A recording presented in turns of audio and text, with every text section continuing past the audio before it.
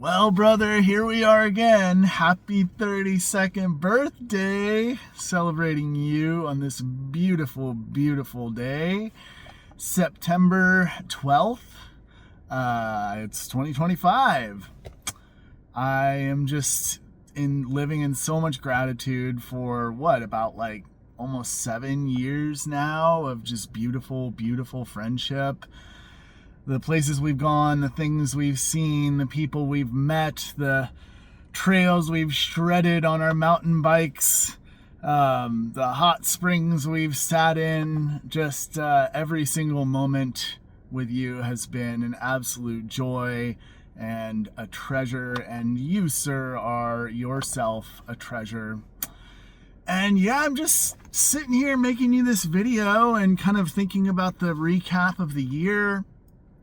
And I just can't think of anything that comes to mind of that spectacular that we've done this year. It's been a really mellow year, you know? We've just sat around and ate potato chips and just done really nothing with our lives. But, you know, here we are just celebrating each other and our friendship anyway. So now I present to you 15 minutes of darkness.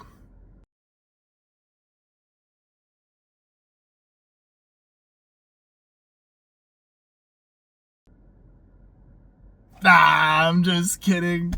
So I wanted to kind of make this video to highlight adventure that we went on back in April. And yeah, just for a little bit of context for the people tuning in, about 2 months before the trip, Jake called me while I was at work and just provided, a offer that I just, despite how much I tried, couldn't refuse. He said that a friend of his that he connected with was offering a tour up to do a trek up to Everest Base Camp in Nepal. And, it was pretty short notice, but I mean, just pretty much, I told him, I was like, let me think on it. And then I called him back, I don't know, an hour or two later. I'm like, let's fucking go. And so they managed to get us in. And before I knew it, I had purchased a plane ticket to Nepal. Jake had already been on a grand adventure through India and Georgia, not the country, the state. And so we planned to meet up in Kathmandu.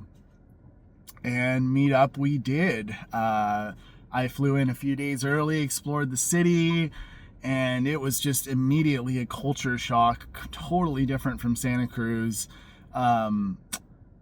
Dirty, busy, virtually no traffic laws, no stoplights, not even really stop signs. Just seemingly madness going on in every direction, but it was beautiful madness because everything kind of seemed to just flow. So we ended up meeting up with each other first at this really majestic hotel in Kathmandu a few days after my arrival. Celebrated with a cup of tea by the swimming pool and spent the night, and then met up with a lovely group of like-minded individuals and the tour leaders of our expedition. And then before we knew it, loaded up on a bus and drove to the airport where we both boarded our very first ever helicopter ride. All right, pals. And we flew from Kathmandu up into the Himalayas to the famous small town of Lukla, to one of the most renowned airstrips in the world. It's known for being treacherous and a short runway, surrounded by steep mountains on either side. We disembarked, met up again with the rest of the group, had a nice lunch, and then started our trek. We spent 9 or 10 days trekking up through the lush, forested, nether regions of the Himalayas, tea house to tea house, where they started off pretty luxurious in terms of the tea houses. Some of them had hot showers, if you could believe that. And yeah, we went day by day into a steady groove of just trekking and hiking. There was a pretty strong layer of smoke from a wildfire not too far from where we were, and so we were kind of concerned that the views of the surrounding mountains weren't going to be really all that spectacular. But lo and behold, as we climbed higher and higher, things cleared up.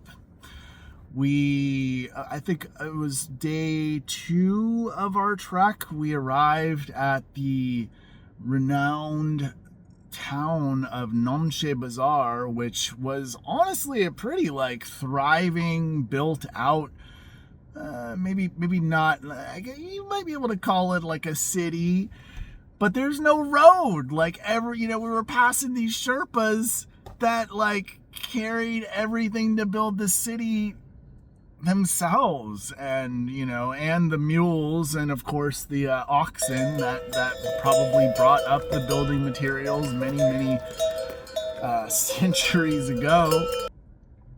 We stayed in a really cushy place there that had genuine hot shower with just the most amazing views of the surrounding mountains. So I'm in here taking a shower, and this is the freaking view out my bathroom window, dude. What? It's insane.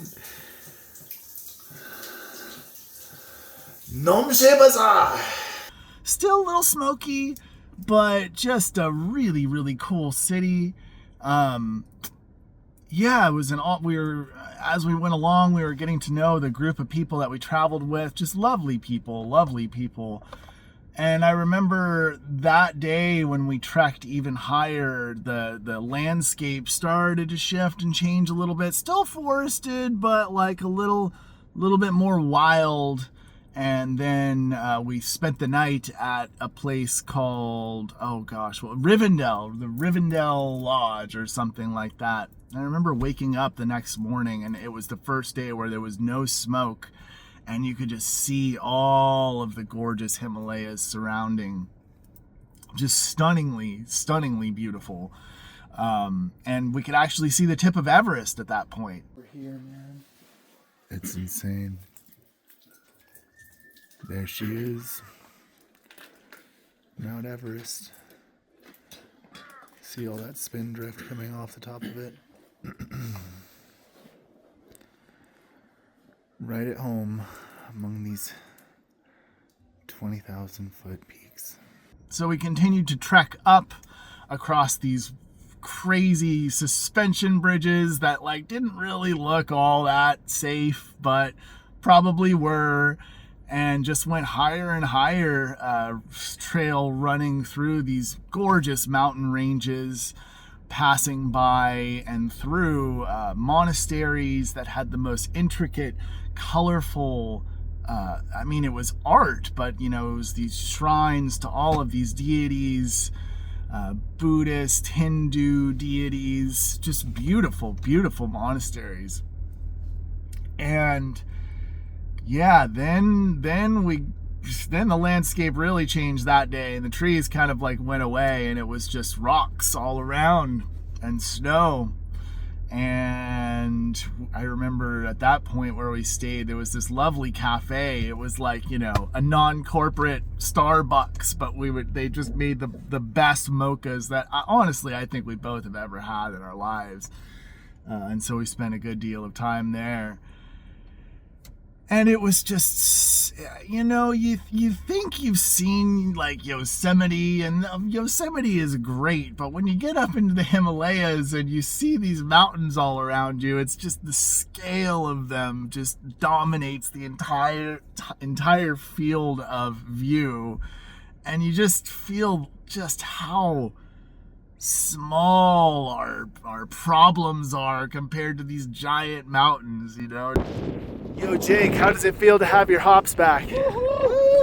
So good, man. So good? So good. So good. Yeah, man. So A good. couple years knee injury on top of 11 years of chronic pain, and I'm good. You're back, baby. I'm back, man. I'm good enough. You're always good enough, I'm good but enough. especially now. Yeah, my body is allowing me to do some things that it wasn't able to tolerate in the recent past, and I'm super stoked on it, man. Hell yeah. Love you, brother. Nervous system, man. Oneness of here is nature and its majesty, and here is the nature within us, and to be able to be together and share in that experience was just so great.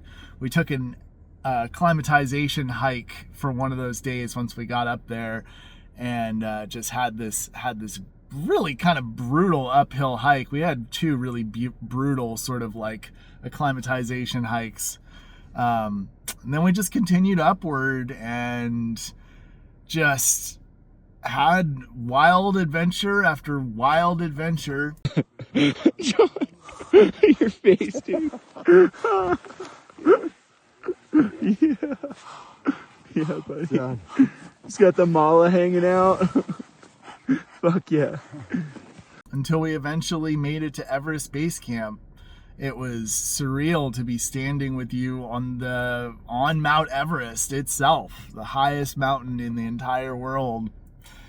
And you know, it was hard work to get up there, and there were some painful emotions and some joyous emotions and elation and just such a wild, beautiful experience. Here we are at the summit of Kalapatar, 18,500 feet.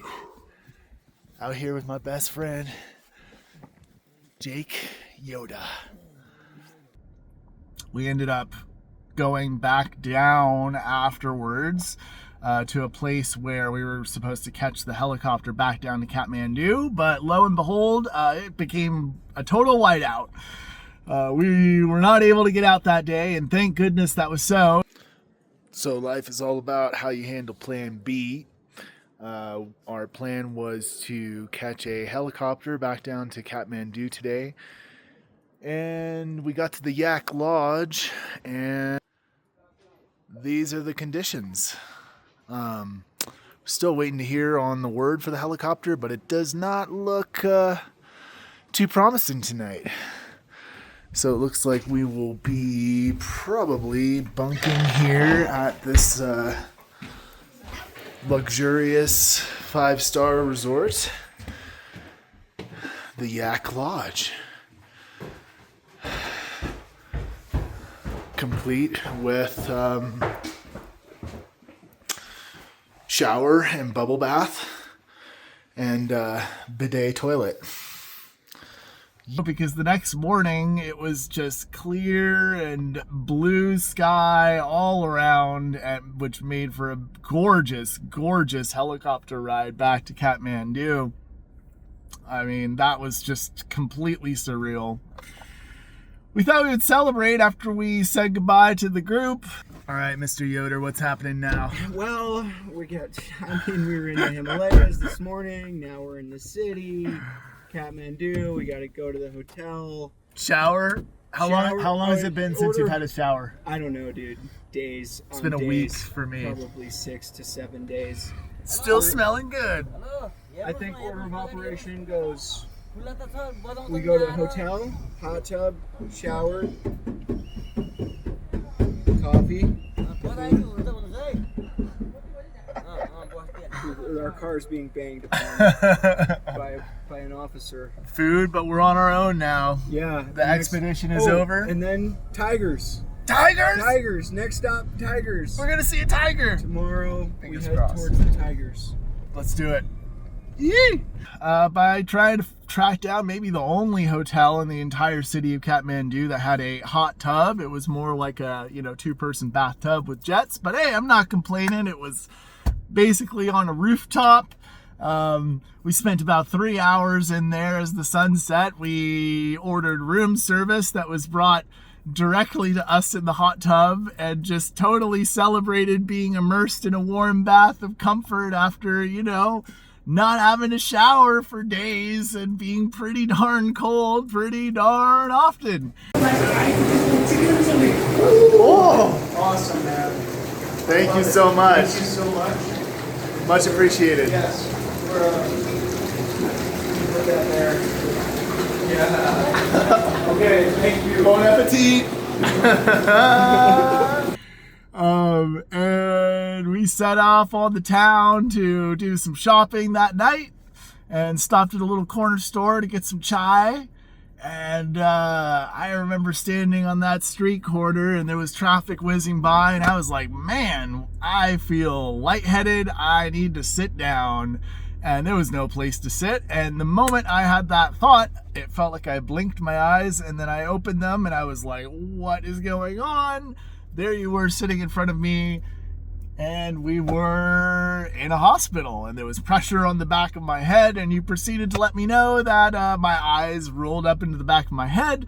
I fell into the middle of this busy street where I cracked my head open and blood was pooling onto the pavement, whereupon a few taxi drivers circled me in, some mopeds. You know, you all surrounded me and checked to make sure my neck wasn't broken, and bada bing, bada boom, loaded me into a taxi, drove me right around the corner to this hospital where we learned that, you know, sometimes when you go from a high elevation to a low elevation too quickly, this type of thing can happen. And luckily we spent 3 days in a hospital their specific purpose was to treat people that had emergencies in the mountains. And so we had a nice little R&R period. You graciously went and got me lots of food.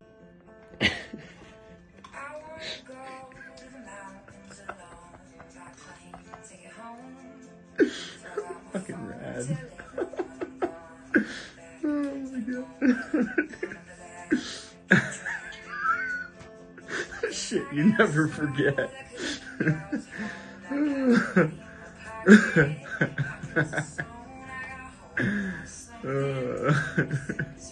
Just John just downing some fucking grapes in the hospital bed. Kathmandu. Rocking the shades, because that's all that's left.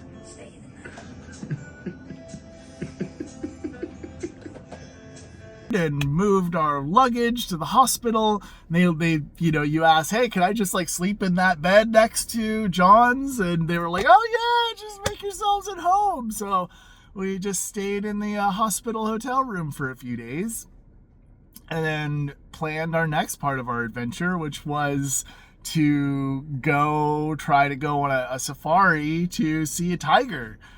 So we booked a ride and drove to this wonderful Airbnb where we proceeded to befriend our host, who showed us all around, booked the tiger safari, and went with us on the tiger safari, as well as took us all over the area on his moped with his friend. And we didn't seem to, you know, for most of the day, we didn't really have much luck in seeing a tiger. And apparently it was pretty rare that, if ever, you really even see a tiger there. But we saw all sorts of birds and monkeys and rhinoceroses and alligators. And then as it got towards the evening, dusky hours, we got the radio call. We see a tiger! Come here right now! And so we took off on this roller coaster ride of a Jeep ride to the area where the tiger was. We got word of a tiger! Straight ahead! Tiger! Keep your hands, arms, and legs inside the car at all times. Yeah! Yo! Tiger! Tiger, where is Tiger? Where's the tiger? Tiger, dead ahead! Tiger is here! In the zero button!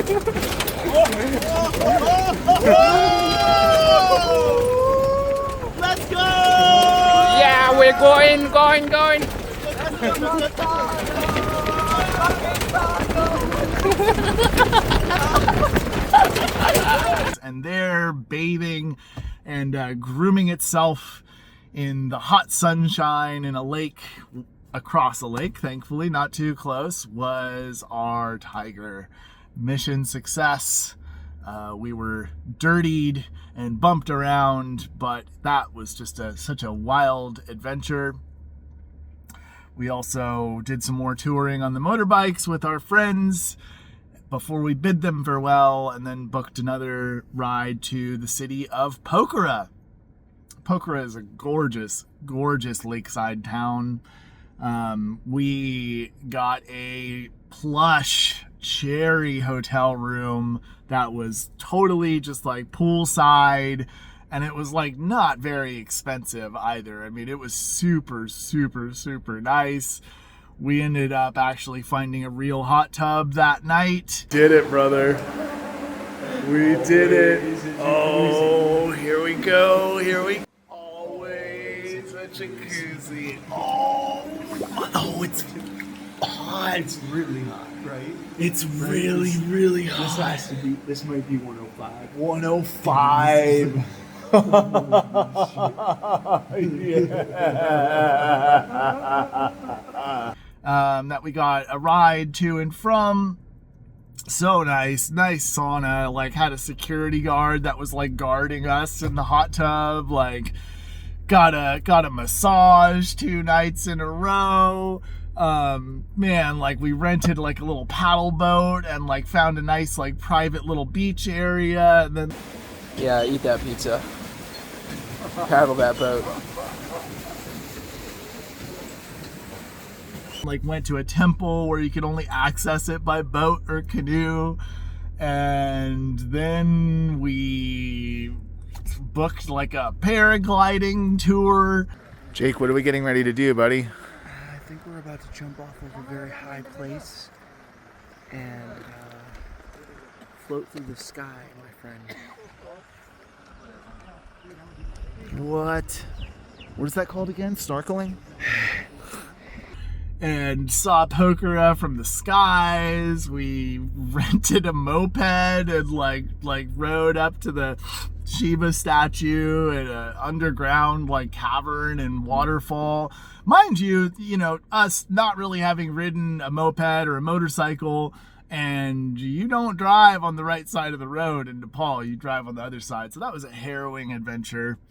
And then, I flew back home, and your crazy ass stayed on for another, I don't know, month?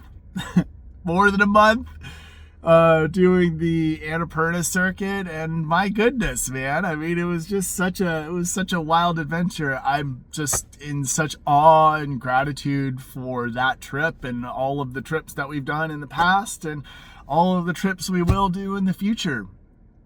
You are my brother, my confidant, my best friend.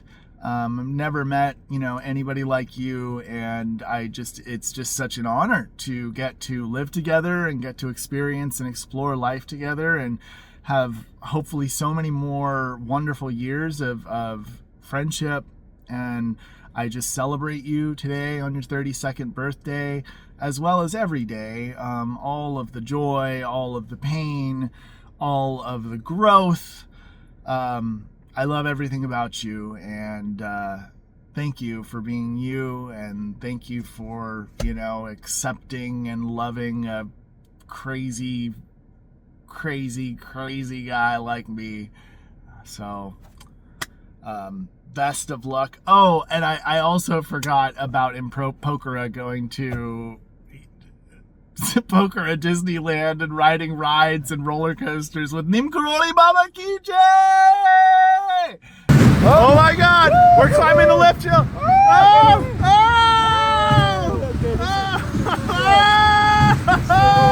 Nimkaroli Baba Ki Jai! Nimkaroli Baba Ki Jai! Nimkaroli Baba!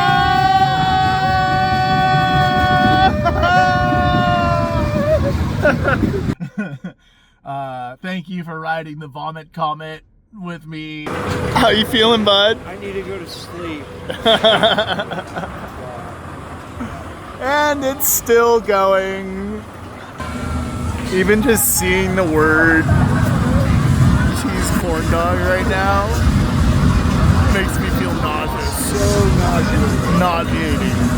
But look at her, she's getting after that thing. And you know, the bumper cars. Jake, are you excited to ride the bumper cars? Dude, that thing fucked me up. The crazy Ferris wheel and just enduring that whole adventure. It was so fun. So much love, much love.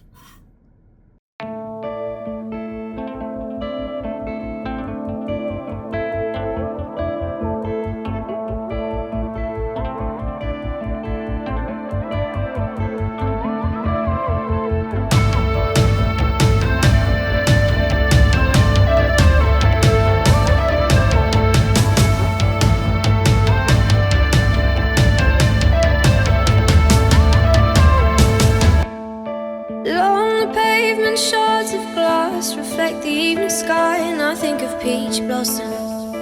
Concrete tumors competing, greed and height, and all I see are Himalayans. I've heard about a place with trees where springs run clean through valleys and peaks, and the air can heal you as you breathe, not like the smoke that fills these streets. Yeah, I read about a place somewhere far, you can't get there by car, where misty veils hide mystery trails. I think they call it Shangri-La.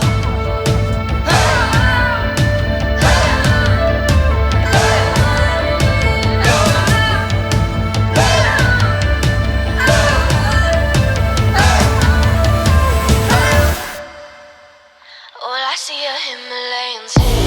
Paradise waits only for the lonely, the escapists and the brave. Freedom is a place, let's run away. I know the way to somewhere far, they call it Shangri-La.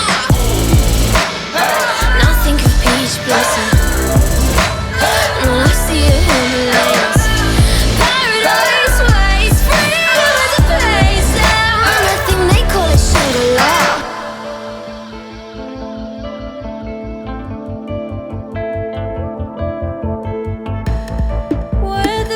Machines and roofs block my view, and I just think of lost horizons.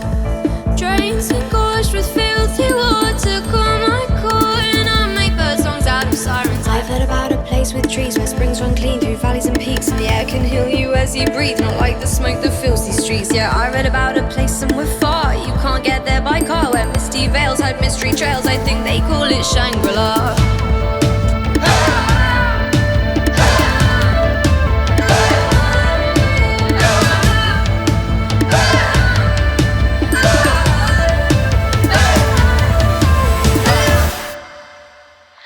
I see a Himalayans. Paradise waits only for the lonely, the escapists and the brave. Freedom is a place, let's run away. I know the way to somewhere far, they call it Shangri-La. Now think of peach blossom, and all I see are Himalayans. Paradise waits, freedom is a place, and I think they call it Shangri-La. I'm gonna throw it all away from my utopian dream. The holy grail of fairy tales calls to me, and I've become